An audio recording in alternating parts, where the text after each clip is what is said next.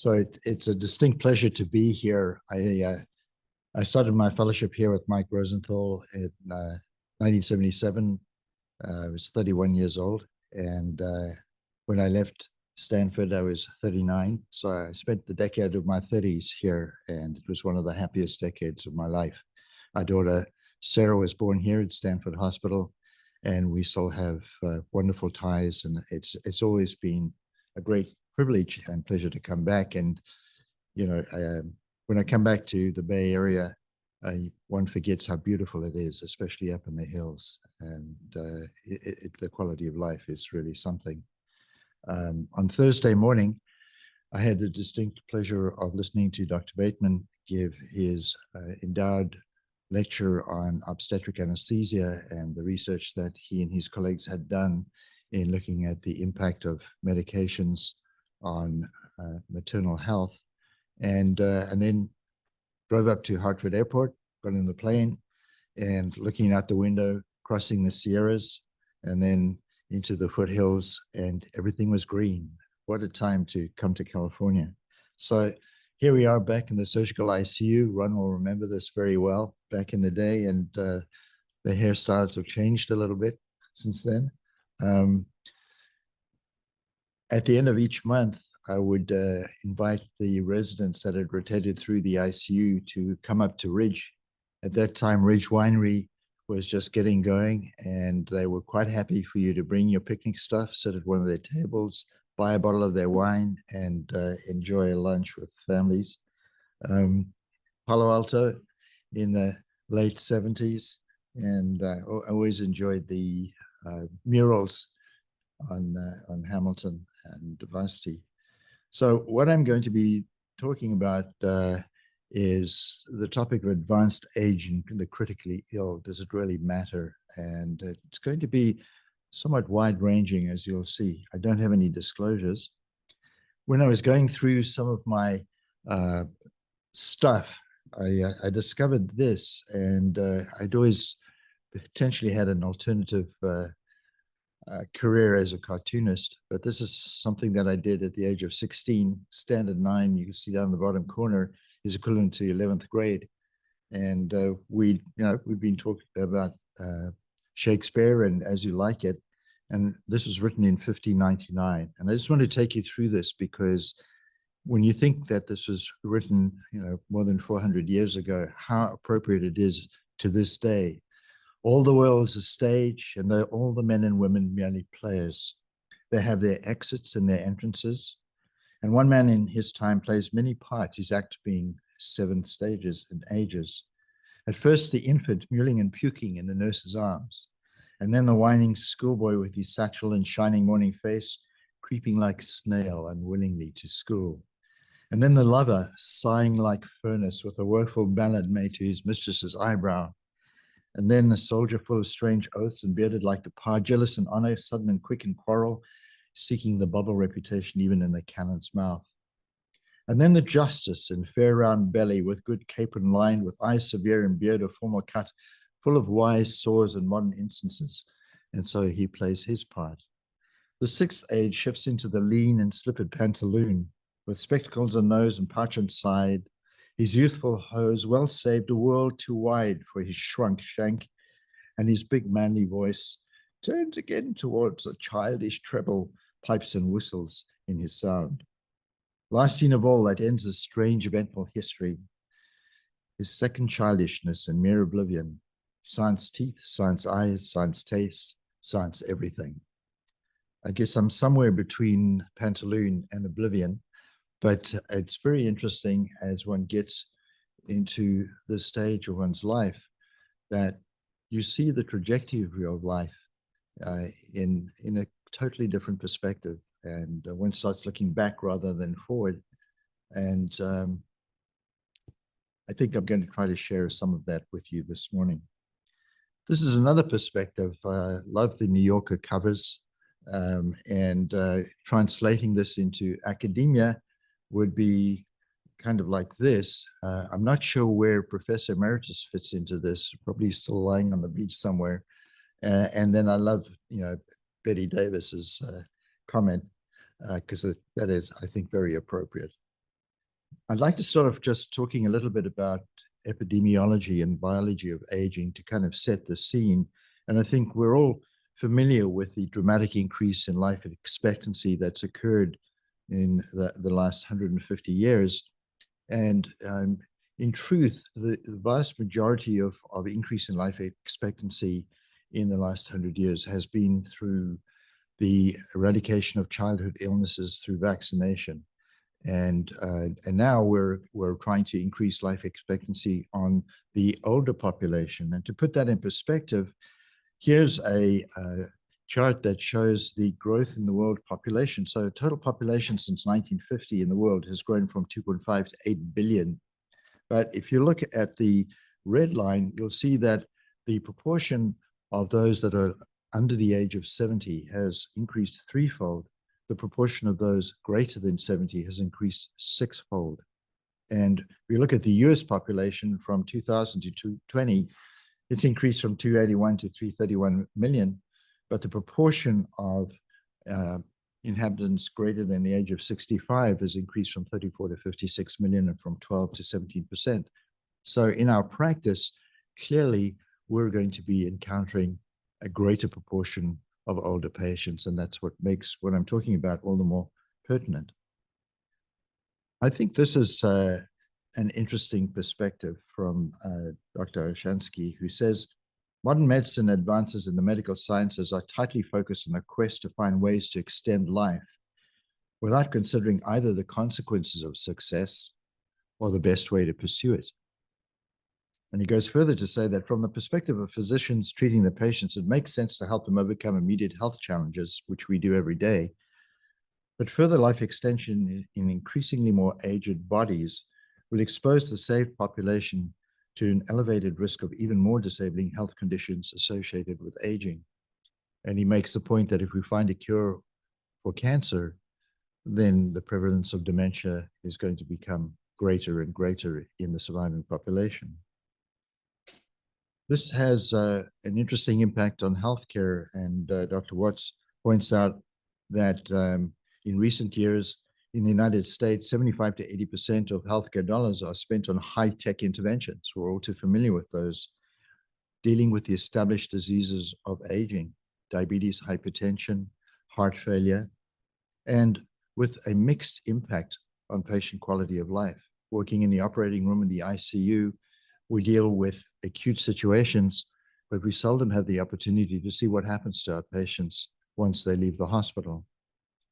The CDC estimated that in 2010, $55 billion in healthcare were spent in the last 2 months of life. Less than 5% of healthcare dollars are directed towards the prevention of the diseases of aging, with little or no focus on the slowing of the aging process. In other words, increasing lifespan without increasing health span. So what is health span? And what is the health span lifespan gap? There's increasing interest in this concept. Lifespan is the observed individual duration of life. It's if you take someone, how long did they live? That's the lifespan. Health span is the duration of functional independence and productivity. And the health span lifespan gap is shown here, that today we are extending our patients' lives, but the last decade may be spent in dealing with age-related disease, even if the patients are living, and they're becoming more and more functionally dependent. And so our goal should not necessarily be to extend the duration of life, but to extend the duration of functional independence and close that health span, lifespan gap.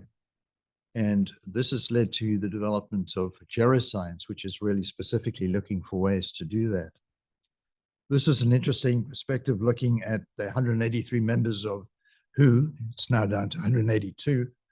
And the United States actually has the largest health span, lifespan gap of all 183 countries. And this morbidity burden seems to be predominantly through dementia, substance abuse, and musculoskeletal disease.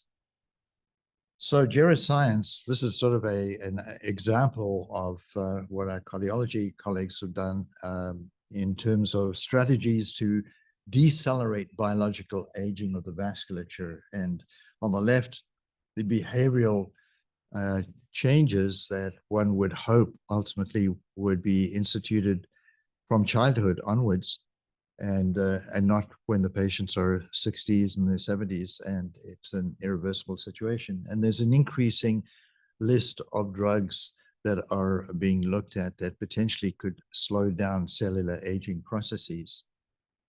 So biological aging, only about 20 to 30% of biological aging is genetically determined. There are many other factors. Women live longer than men. Nobody truly understands why that's happened. It's changed historically over time. Obviously, chronic disease burden, the environment, especially subject to pollution, lifestyle, diet, exercise, sleep, social connectedness, socioeconomic status, and stress. And this points out that, you know, aging starts from birth, but it varies as we get into our midlife in terms of the changes in organs, mature adulthood, the altered hormone levels, and the mechanical and structural tissue changes. And then we get into what could be called late adulthood with age-related diseases, frailty, and multimorbidity. And these lines are looking at individual curves. And the point that is being made here is no two people age at the same rate, that we have to individualize biological age and or chronological age and physiologic age. The longest known in terms of the duration of life in the Western world is Jeanne Calment, who lived from 1875 to 1997, 122 years. This is a picture of her as a young woman. And she is quite interesting in that to her last day, she would smoke 2 Gaulois a day and have some chocolate.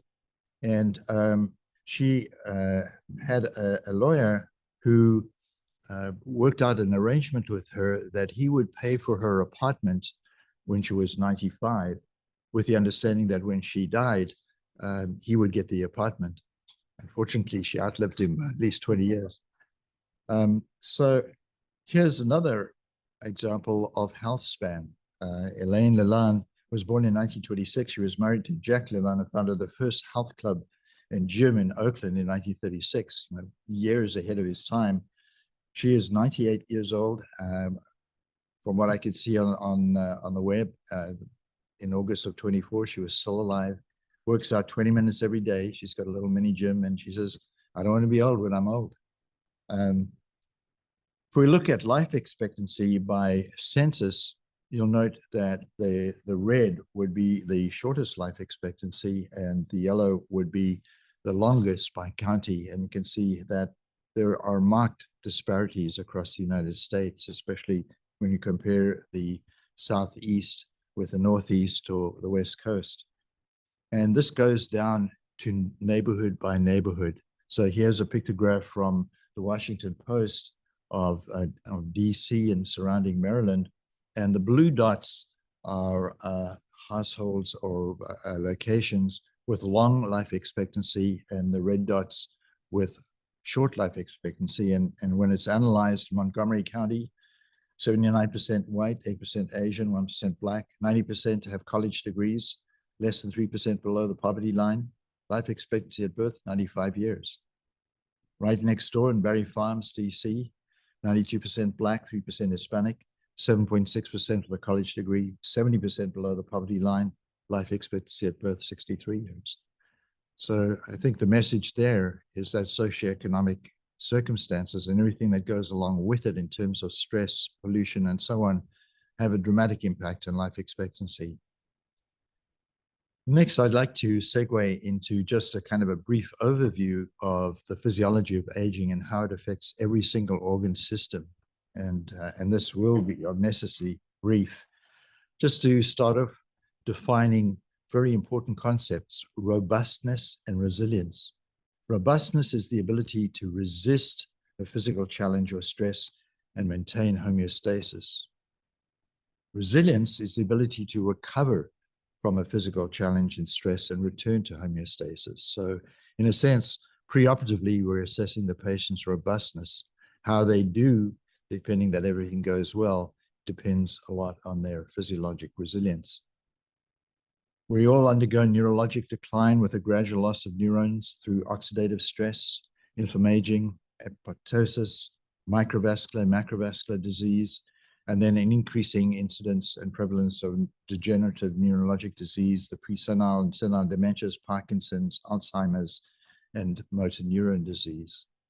Cardiovascular aging, I think it's really important because it's not talked about enough that as we age, our blood pressures tend to trend upwards and we develop left ventricular hypertrophy and impaired diastolic relaxation. So older patients do not tolerate hypertension and tachycardia. They need the time for ventricular filling. And it's not something that one picks up clinically. The only way to really detect it is through echo. Increasing incidence of aortic sclerosis, impaired chronotropy and response to exercise and to position change, impaired conduction, which means that there's increased risk of arrhythmias that arise. So the cardiovascular status of patients will progressively change in this direction with age. Jonathan Mike, my friend and colleague Jonathan, did his residency here at Stanford. And my very first night on call as a fellow, Jonathan was a fourth-year medical student. And I was fairly nervous because, first of all, I'd never worked or lived in the United States before coming to Stanford. And secondly, I suddenly was thrown into covering the ICU. And Jonathan patted me on the back and said, "Don't worry, Rob, I'll take care of you." And he did. And he then went on to the Brigham and actually took my place as chief of anesthesia at the VA in Durham. So we've had a long relationship, and he produced this wonderful textbook. Unfortunately, never had subsequent editions. Here showing the comparison of the arterial tracing between a young healthy individual and an elderly hypertensive individual. And the important point is that vascular distensibility becomes less and less, and that contributes to the left ventricular hypertrophy and the widened pulse pressure. And so as we age, we transcend from a high incidence of systolic diastolic hypertension, which would be defined as greater than 140/90, or more recently, greater than 130/90, and what is called isolated systolic hypertension, or wide pulse pressure hypertension, defined as a pulse pressure greater than 50 with a high systolic and a relatively low diastolic. And you can see the differences in hemodynamics between the two types and the difference in preponderance of age. And Sol Aronson and his colleagues at Duke did a prospective study on a large number of patients undergoing coronary artery bypass grafting, of whom 30% had isolated systolic hypertension with an increased risk of adverse outcomes by 30 to 40%. So we need to pay attention to this. We're so focused on diastolic hypertension, but in terms of coronary perfusion, it may actually be protective. And patients that have wide pulse pressure who come to surgery and anesthesia are going to have much greater fluctuations of blood pressure during anesthetic induction. They'll drop their pressure. If the anesthesia is too light, they're going to get extremely hypertensive, and they are at risk of myocardial ischemia anytime their diastolic pressures fall. This is a study done by Margaret Wood, who is our chair at Columbia for many years, on awake patients receiving an infusion of sodium nitroprusside. And what is shown here is that for a given dose of sodium nitroprusside, there seems to be a much greater impact on a fall in blood pressure with increasing age. And what they showed was that this is directly related to reflex increases in heart rate, that elderly patients do not have the same baroreceptor responses and reflex increases in heart rate as younger patients. And this is something we need to take into consideration. In terms of our pulmonary function, there is increasing chest wall stiffness. There is progressive weakness of the pharyngeal muscles, impaired secretion clearance, and increased risk of aspiration, increased incidence of obstructive sleep apnea, whether it's related to obesity or to pharyngeal strength, impaired responses to hypoxemia and hypercarbia, really important in the recovery phase in the PACU, and increasing dead space, almost an emphysematous change that occurs with aging. In terms of the GI tract, impaired mastication, taste, and thirst, delayed gastric emptying, increasing incidence of GERD and reflux, increasing aspiration risk, increasing mucosal susceptibility to damage by non-steroidals, malabsorption, especially for nutrients, for the hematinic vitamins and vitamin D, calcium. So increasing incidence of B12 folate deficiency anemias and abnormal calcium distribution because of hypercalcemia. In terms of the aging liver, the increasing incidence of the metabolic syndrome with age and the distribution of fat around the viscera leads to insulin resistance and progressive type 2 diabetes and a pro-inflammatory state. And this leads to an increasing incidence of non-alcoholic fatty disease with age. There's impaired hepatic reserve and regeneration, so increasing vulnerability to acute injury, decreased resilience, and increased susceptibility to a fibrotic response, especially in terms of alcoholic liver disease or chronic hepatitis C. In terms of the kidney, we lose nephrons as we age, but the serum creatinine is actually a very late marker of this, because if we look at what happens with the serum creatinine as our GFR declines from a youthful 150 mils per minute, there's no change in serum creatinine until, in fact, our GFR starts to drop below 50 mils per minute. So this renal reserve is only detected when our GFR has halved. And from that point on, a doubling of the serum creatinine implies a halving of the GFR. So by the time you start seeing the serum creatinine go up, the patient has lost a huge amount of reserve. And especially in elderly patients with somatopenia, their creatinine production is going to be very low. And you can have a patient who weighs 40 kilograms with a creatinine of 0.3 and the GFR maybe, something done in the 40 mils per minute. And it might double from 0.3 to 0.6. And we still say, well, it's normal, but she's halved her GFR. And in fact, if we think about it, and we look at a youthful GFR of 125 mils per minute, and then by the time we're 60, it'll be down to about 80. And by the time we're 80, we're down to about 60. The GFR progressively declines, but that line is the line below which the serum creatinine starts to rise.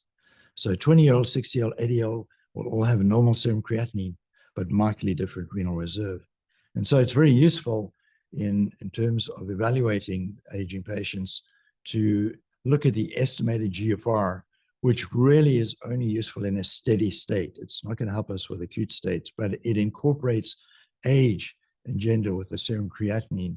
And you can easily look up the chronic kidney disease epidemiology algorithm, and you can get an idea if it's greater than 60, the patient's within the normal range, and then there's stages of chronic kidney disease depending on whether it goes from 60 to 30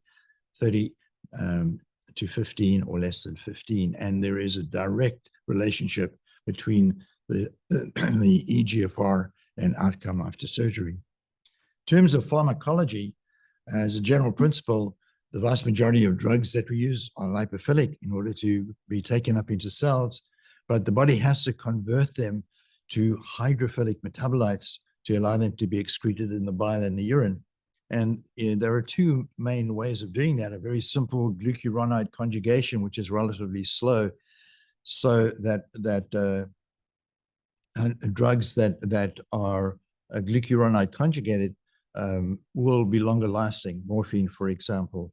On the other hand, more rapidly, drugs undergo active biotransformation by CP450 enzymes and have a faster half-life. Another example would be lorazepam, which undergoes glucuronide conjugation, relatively long duration, whereas midazolam undergoes hepatic biotransformation, shorter acting, but much more sensitive to advancing age and liver function and liver disease.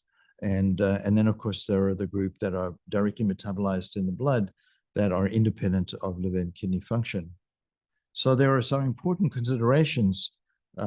First of all, the impaired pharmacokinetics that I've just mentioned in terms of hepatic biotransformation, and also renal elimination of active metabolites, morphine particularly, morphine 3-glucuronide and 6-glucuronide are active. Enhanced pharmacodynamic effects regardless of drug levels for all sedative hypnotic agents and drugs such as warfarin. Increased inter-individual variability, increased polypharmacy, patients on 12, 15, 16 medications, all with potential interactions. And much of the drug data that we see in the package insert has been obtained in younger subjects. Finally, the concept of immunosenescence, which is that our innate immunology is preserved, but acquired immunity is diminished in terms of our response to vaccination, for example. And there is chronic low-grade inflammation. There's involution of the thymus, diminished naive T and B cells with an impaired response to vaccination, impaired T cell memory, the recrudescence of herpes virus and herpes zoster, and then the low-level release of a lot of cytokines, creating really a low level of pro-inflammatory state, increased risk of infection, cancer, autoimmune, and inflammatory responses. And D.T. Gukar, working in the Aging Institute at the University of Pittsburgh, has kind of led the charge on research into what are called senescent or zombie cells. And showing here are senescent or hibernating fat cells in an elderly person. These cells are present throughout life, and they get activated, especially in times of stress or for wound healing. But with aging, they start becoming redundant, and they are cells that have really undergone cell cycle arrest. They're not easily eliminated. That's why they're called zombie cells. They put out a lot of toxic fatty acids and that have been called senescence-associated secretory phenotype, and they're pro-inflammatory. They contribute to sarcopenia, metabolic syndrome, and organ system aging. So this is an area really of interesting research at this point. So with that background, what I'd like to conclude with is a kind of an overview of some of the considerations of the advanced age patient and intensive care. And I think you've gathered by now that almost everything that I've talked about is equally applicable to taking an older patient to the operating room as in taking care of them post-operatively. So elderly ICU admissions in the United States, greater than 1.5 million Medicare beneficiaries admitted to the ICU back 10 years ago. Comparing 1996 to 2010, you can see the trends in the extreme age, and the consequences: acute organ dysfunction doubled, discharge destination declined from going home to an acute care facility instead, and to hospice care. And so we can see this transition that has occurred over the previous decades. And why is this? Well, we know that elderly patients often have atypical presentations of disease processes, acute diseases, and there may be suboptimal management because, again, most guidelines are based on in adults 20 to 60, and there are a paucity of studies focused on the elderly patients. Decreased physiologic reserve, which I'd alluded to, the heterogeneity of responses to drugs, iatrogenic complications increase, sepsis and delirium, and this leads to prolonged ICU and hospital length of stay. The longer you're in the ICU, the greater risk you are for all the complications that can occur. And then there may be inappropriate timing and destination of discharge, and an increasing awareness of the importance of the post-intensive care syndrome, which affects patients and families. Whereas Ely and his group at Vanderbilt have done an extraordinary amount of work in identifying this, and they actually have post-ICU clinics with a psychologist and occupational therapists helping patients who can be totally devastated. And again, if we're working in the operating room in the ICU, we don't see what happens to the patients for weeks and months afterwards. And then, of course, post-discharge cognitive dysfunction. So what factors affect ICU outcome? If we're kind of looking at the older patient, are there things that we can detect? Well, obviously increasing age, we already alluded to, but again, everyone is different. And so we have to individualize for each patient. Pre-existing conditions, clearly is something we focus on a great deal. the indication for admission, and that's important, and I'll allude to that in just a moment. The concept of frailty is probably one of the most important and one of the most helpful that we can use. And ultimately, it's describing the patient's functional independence to functional dependence. And the consequences are really very important. And clearly, cognitive dysfunction is going to have a great impact on the ICU outcome. So look at the different indications: elective planned surgery, ICU mortality in the older patient, about 12% overall, hospital mortality, about 25%. That's still pretty formidable. Emergency unplanned surgery, very frequently falls and hip fractures and so on, a 1-year mortality, nearly 2/3 of patients. Their falls are a sign of increasing frailty. They're not going to heal. They're going to be bedbound, chairbound, and so on. Medical conditions, about half the admissions in the ICU, 1-year mortality, 80%. Circulatory shock, greater than 85 years, 1-year mortality, 97%. This is a study that was done in Belgium about 10 years ago, looking at 3 age groups, as you see here, and comparing their outcome.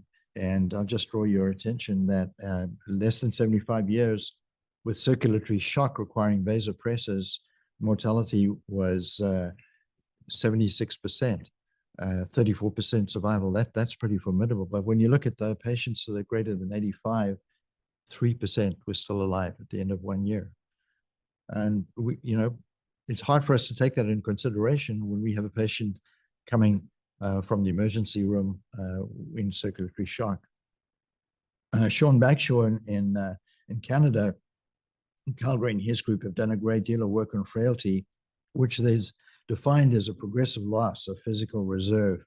Could be due to chronic diseases, but it's often manifested by talking to the patient or family of unintentional weight loss, more than 4 kilograms in a recent period of time, progressive loss of physical activity, progressive exhaustion, kind of like post-COVID symptoms almost. Increasing malnutrition, I've alluded to the malabsorption that occurs, progressive decrease in BMI, sarcopenia, and then associated with that, a progressive loss of cognitive reserve with increasing incidence of dementia, and mild dementia may go undiscovered until a relatively late stage. And the bottom line is increasing functional dependence, and a very simple clinical frailty scale going from 1 to 8, as you can see here. And there is really a cutoff once you get up into patients who start to need help with more robust activities of daily living, dressing, cleaning, housekeeping, and so on. And these are just simple questions that can be asked ahead of time that can be enormously helpful. And Dr. Bagshaw went on to look at a group of patients, a mean age of 67, and divided them into those who had a frailty score of 4 or less, in other words, relatively independent functionally, and those with a score of 5 to 8, increasing functional dependence. And there was no difference in what we did for them in the ICU in terms of ventilation, reintubation, tracheostomy, vasoactive drugs, renal replacement, blood transfusion, surgery, reoperation.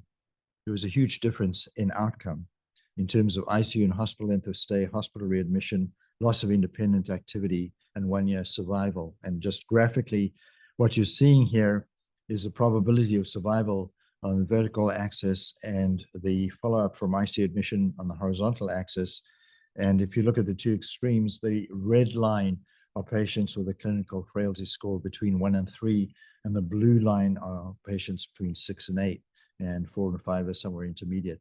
So simply assessing patient frailty by asking simple questions of the patient and their family can make an enormous difference to our interpretation of what this patient is going to tolerate in terms of decision-making with regard to elective surgery, and what we should anticipate in terms of what their recovery is going to be in terms of talking to the patient and the family and setting appropriate expectations.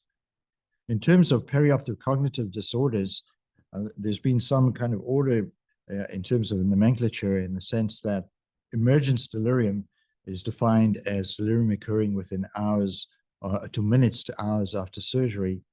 Postoperative delirium, days after until hospital discharge.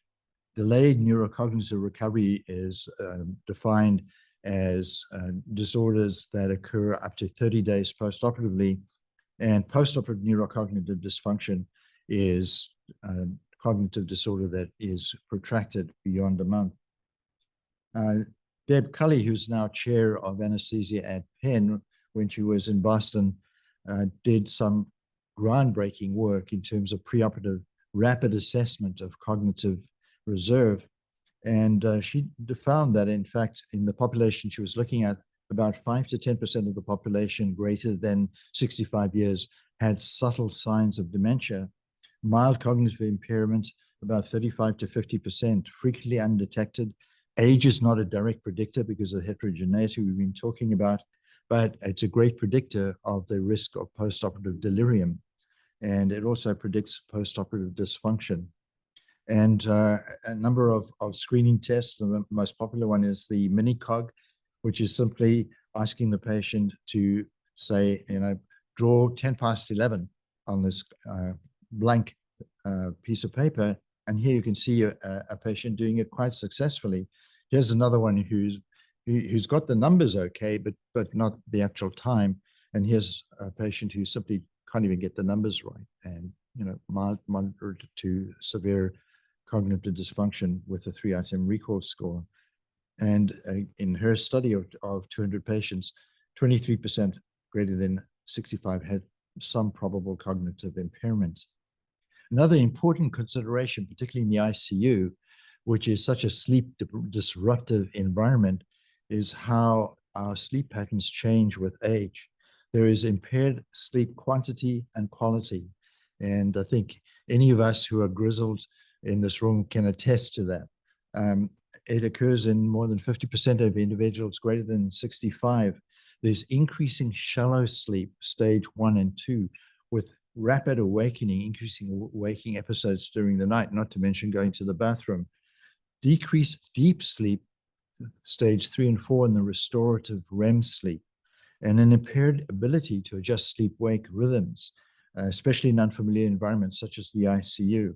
And this leads to nighttime restlessness, so the patients get zonked with a benzodiazepine, and so they sleep through the day when they're supposed to be really up and about, and an increased risk of ICU delirium. So this is another thing that should be taken into consideration. And pictures worth 1,000 words, and this shows graphically what happens to REM sleep as we age, and the incidence of waking progressive increase as we get older. Back in 30 years ago, this is an article that was published in the New England Journal of Medicine advocating for development of acute care elderly units, the units really specifically designed for the aged patient, with a prepared environment that was ergonomically designed to limit falls and disorientation, patient-centered care with daily functional assessment by a multidisciplinary team, protocols to improve self-care and mobility and sleep, and medical care review, a review of daily medications and procedures, discharge planning with a medical social worker. Today, we know that all these principles that were elucidated are integrated into our ICU care. And simple things like giving the patient their reading glasses, giving them a tablet, getting the family to interact with them can make an enormous difference to the quality of their ICU stay, and not only delirium, but PTSD. And that brings us to post-intensive care syndrome, which is defined in a review by Dale Needham, which is multidisciplinary. He works at Hopkins, that post-intensive care syndrome occurs proportionately to the acuity and the duration of the ICU. If the patient has been in cardiogenic shock, septic shock, required mechanical ventilation, they're going to have a much greater incidence of ICU delirium with terrifying hallucinations, which can be recounted and may continue. And the family is traumatized as much as the patient, resulting in symptoms of anxiety, PTSD, depression, functional disability, permanent cognitive dysfunction, particularly with things like problem solving, multitasking, judgment, akin to a patient who suffered a stroke and needs a prolonged recovery. Short-term memory loss, impaired attention, loss of independence, ability to work, and a high incidence of nursing home placement. And obviously this creates an emotional and a financial burden to the patient and the family. Finally, we need to take a step back and think about, what outcomes are important to our older patients. And short-term mortality data, 30-day mortality, hospital readmission, are important for Medicare, but they may not be realistic for the individual patient. We need to have more focus on setting expectations of what they can expect in the long term. And long term, we're measuring sometimes in months or a few years, but it needs to be quality of life. And we should be talking about disability-free years as a target, functional status, cognitive function, independent activity, and return to work or study. These should be the overarching goals that we should assess and try to achieve when we're working with our surgical, cardiology, internal medicine colleagues in dealing with individual patients. This is a relatively detailed slide, but I think it says a great deal. As Carol Hodgson, I had the privilege of taking an extended sabbatical in 2017 at Monash University Hospital in Melbourne, and Carol is a leader in that group, and they're able to bring together data from all medical centers in Australia and New Zealand, and I learned a great deal about ICU outcomes from her. And what she's putting in here is that this gray circle is disability measured by the WHO Disability Assessment Scale, and all the things that contribute ultimately to the green circle and the patient's quality of life. So their pre-illness state, and then the effects of critical illness on their mobility, cognition, participation in society, work-home roles, relationships, self-care, the patient's resilience and ability to adapt, and the environment that they go to when they're discharged. All these contribute to ultimately what we're trying to achieve is to get our patients back to the quality of life that they would like to have. Our cardiology colleagues have recognized this in a statement from the American Heart Association in 2017, prioritizing functional capacity as a principal endpoint for therapies oriented to older adults with cardiovascular disease. And I think that's the take-home message from this morning. What are the unsolved questions? What is the impact of the cost constraints on healthcare that we now face on elderly care? Are we going to have to prioritize care from one group to another? How can we better define prognosis, post-ICU trajectory, and long-term outcomes? Which elderly patient subgroups are most likely to benefit from ICU care? Perhaps we need to be paying more attention to that. One size does not fit all. And how can we best integrate the elderly patient's wishes into decision-making, spending time getting a sense of what their values are and what is important to them? This becomes really crucial in the ICU when we're talking about changing to comfort care from active care and deciding, and our discussions with the patient and the family to get a sense of what is important to them. Finally, I've always admired and enjoyed reading Oliver Sacks, who came from Britain to San Francisco and underwent his training in neurology here in the Bay Area, and then practiced back in New York. He was a real character, and I'd advocate his posthumous biography. He died of melanoma back in 2015, and the book was published after his death. But it's really an extraordinary account of his life. But what I took from this is this, that we've come to medicalize aging, frailty, and death, treating them as if they were just one more clinical problem to overcome. However, it's not only medicine that's needed in one's declining years of life. It's life with meaning, a life as rich and full as possible under the circumstances.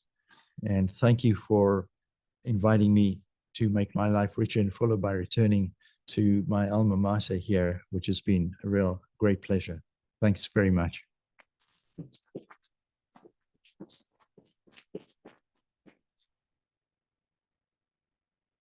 we have any time for questions? No, I was going to say I have mics and I'll move. So let's start with you. Thank you, Dr. Sladen. That was a great lecture.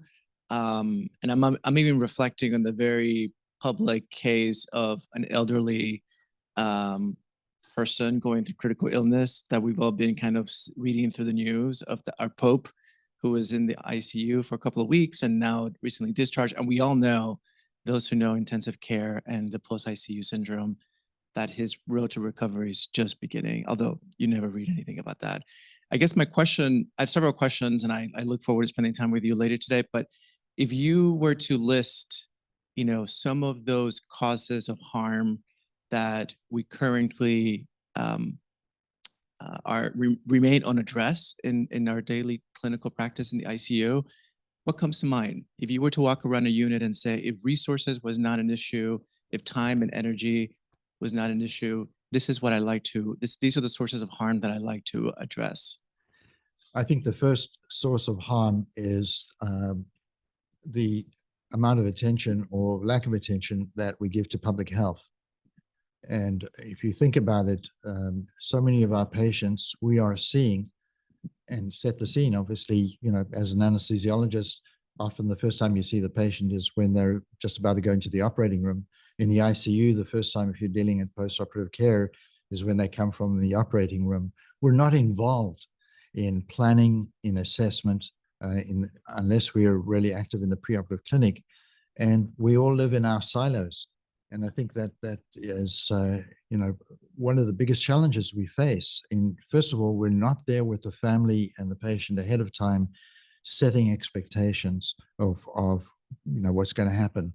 We're not talking to the surgeon in the sense of saying, do you really want to do, a mitral valve and a triple cabbage on this patient who's 85 years old and, can barely move,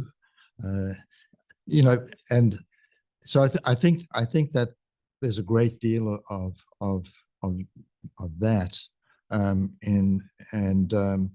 so a lot of what we're dealing with has to do with the fact that the patient is really at an end stage of a chronic disease, and that is a category of patients who we have the most difficult time with. Obviously, there are young patients that have acute catastrophic illness, work in a surgery trauma unit.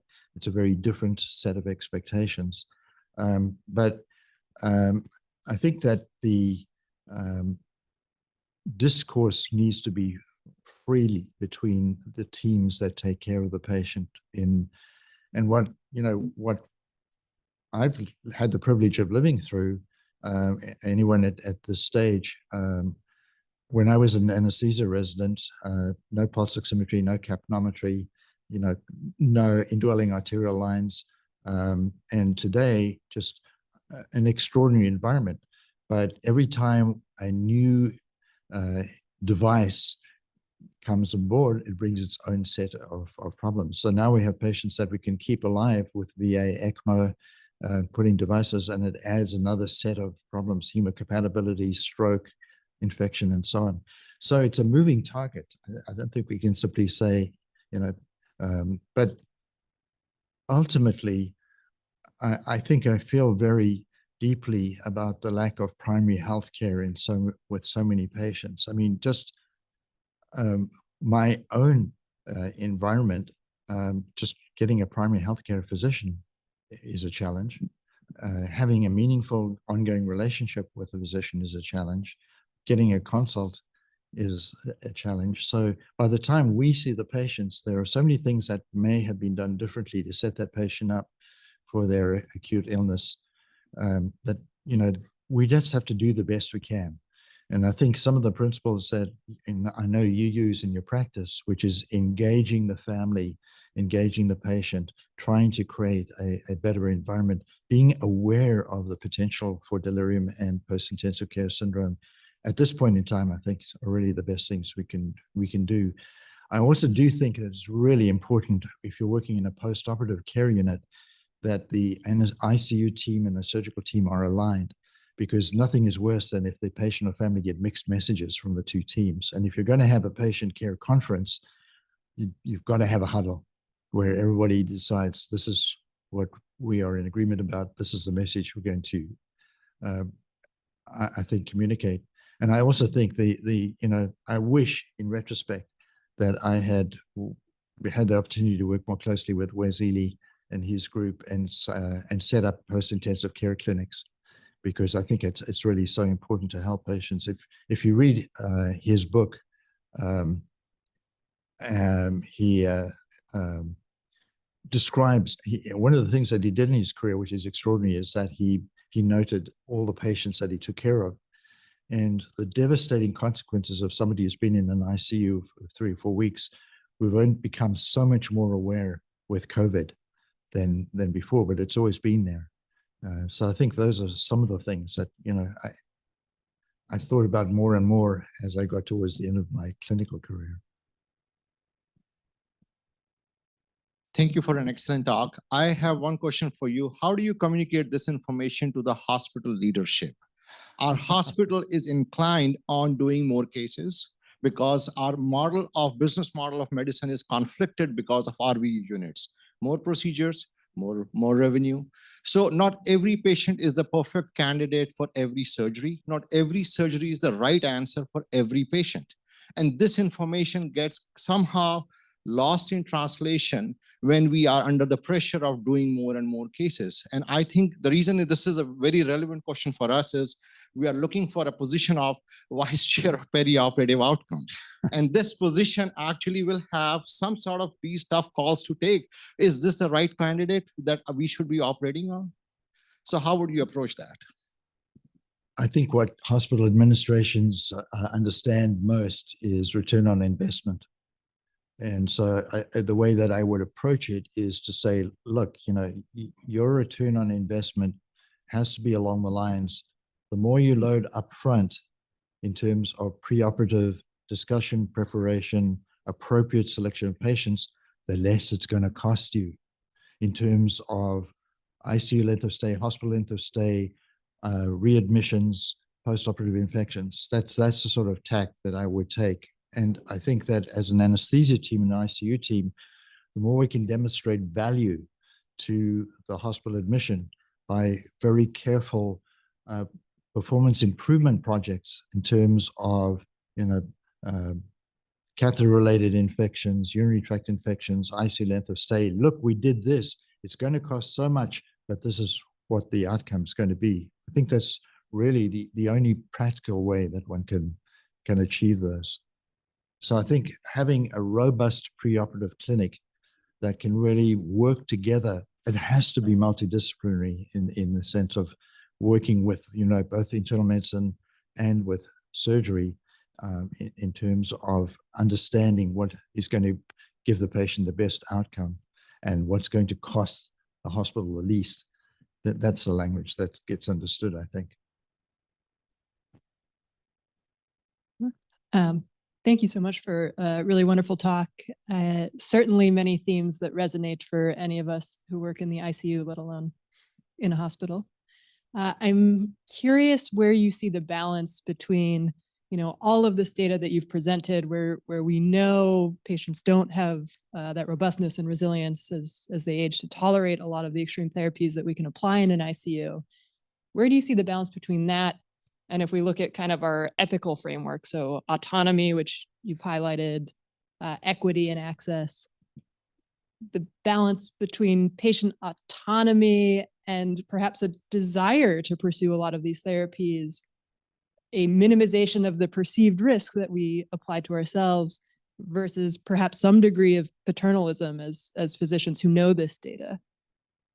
Well, that's a tough question because I think— If you could just solve that for us. Yeah, but it has to be individualized to the patient. I don't think one can make blanket statements. I think probably one of the most important concepts that I felt was, missing a lot during my clinical career was setting expectations. And I don't mean just setting expectations for the patient and the family, but setting expectations for our surgical and medical colleagues. And I think that's something that we need more discourse and collaboration on, because I think if we can set the expectations and say, look, you can do this, but we need to expect that this patient's going to be in the ICU for a week or 2 weeks to require mechanical ventilation. And I've sat in on conferences with a surgeon who said, you actually have a 90% chance of not making it out of the ICU. And the response of the daughter, who was a pediatrician, said, "You mean there's a 10% chance that he'll survive?" And the patient was then subjected to 10 days of ICU care. That was awful for everybody. So I think it also has to do with the way that things are presented, and we should stay away from percentages and just talk specifically what to expect. What do you expect? What do you hope for from this? And set realistic expectations. I think if we have the opportunity, I know very often in acute situations we don't. Patient comes in, they're on ECMO, now where do we go? Is this a bridge to transplant or bridge to nowhere? And I think the more we can talk to each other about agreeing on what the expectations are, I think we can individualize. Patients and families are devastated when things happen that they weren't expecting, as we all are. We're going through that right now, I think, generically. But so I think that's something, if we focus more on setting appropriate expectations globally for an individual patient, it will be better for all of us. I think one vulnerability to that, we experience it here and certainly at the VA, where we also are involved in the medical ICUs, where we don't have that whole preoperative screening process. Somebody takes on an unexpected turn for the worse, and because as attendings, us who actually know this data are spread pretty thin. And who do we dispense to the scene of the crime? But kind of the junioroid people whose view of critical illness might be the next procedure, that shift, maybe that month, if they're really good. And unfortunately, I think sometimes by just going through the motions, we become this one-way valve where we end up or we take in a lot of patients that really will not benefit from critical care, and perhaps don't have the people that can express that to families and other caregivers at the scene of injury. And so we sometimes get a little bit carried away there. I'm just wondering if there's any pointers on how to get this a little bit better than we're doing right now. Well, in the old days, the patient would have a primary care doc who not only did home visits, but would keep in touch with the patient and the family throughout the hospital, right? Those are long gone. My kind of ideal nirvana would be to have a nurse practitioner who would be there on admission and take the patient through the hospital course and discharge, and be the conduit for all the various communications that need to occur. I vividly remember taking care of a gentleman who had been working at a very high level on computer science and had a devastating heart attack, eventually ended up getting a VAD, and he couldn't make liftoff. We'd get him extubated, reintubated, out of the unit, into the unit. And his wife was getting more and more frustrated and angry. And when I sat down and talked with her, what she came out with is teams. I'm so sick of teams. Every week there's a new team and they're asking the same questions over and over again. And it's very hard for us to get that perspective, that from a patient's point of view, you're seeing new faces every day. And, my adage has been, every physician needs to be a patient at some point to really appreciate what our patients are going through. So I think that continuity of communication, recognizing that each patient has a trajectory through their hospital course, and there needs to be something that ties that together, has been what is really lacking. And we're all working under such extreme pressure, taking care of so many patients, doing multiple sign-outs, and that's what gets lost. And I think that would potentially be a way of addressing it. I think, thank you, Dr. Sladen. That was amazing and very relevant to all the stuff that we're facing, whether it's in the ICU or in the OR today. We will conclude our session right now, if that's okay. And then, if you're staying around here for a minute, maybe there are other questions that come up. People can walk up to you. Is that okay? Absolutely. Okay. Thank you.